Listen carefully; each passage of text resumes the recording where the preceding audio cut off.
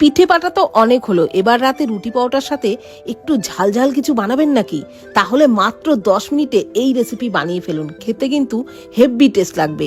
ফুলকপি মিডিয়াম সাইজের করে কেটে নিয়েছিলাম, কড়াইয়ে অল্প গরম জলের মধ্যে ফুলকপিগুলো দিয়ে অল্প লবণ দিয়ে একটু ভাপিয়েই তুলে নিলাম।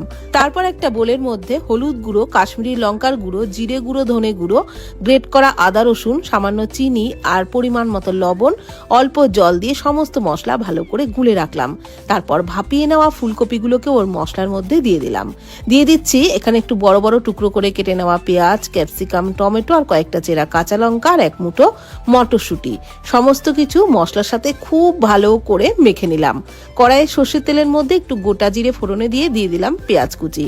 পেঁয়াজটাকে একটু হালকা করে ভেজে নিয়েই দিয়ে দিলাম 1 টেবিল চামচ মতো বেসন। বেসন দিলে কিন্তু রান্নার টেক্সচারটাও ভালো হবে আর রান্নাটাও বেশ মাখো মাখো হবে। একটু ভেজে নিয়েই দিয়ে দিলাম মাখিয়ে নেওয়া ফুলকপি আর সমস্ত সবজি। মশলা সমেত সমস্ত সবজি ফুলকপি দিয়ে একটু নাড়াচাড়া করে তারপর ঢাকনা চাপা দিয়ে লো টু মিডিয়াম ফ্লেমে কিছুক্ষণ রান্নাটা করলাম। সমস্ত কিছু ভালোভাবে সুসিদ্ধ হয়ে গেলে নামানোর আগে ধনেপাতা কুচি দিয়ে এইরকম মাখো মাখো অবস্থায় নামাবেন। রুটি, পরোটা, এমনকি ভাতের সাথেও খেয়ে দেখবেন, খেতে দারুণ লাগবে। বিশেষত রুটি পরোটার সাথে কিন্তু বেশি ভালো লাগবে।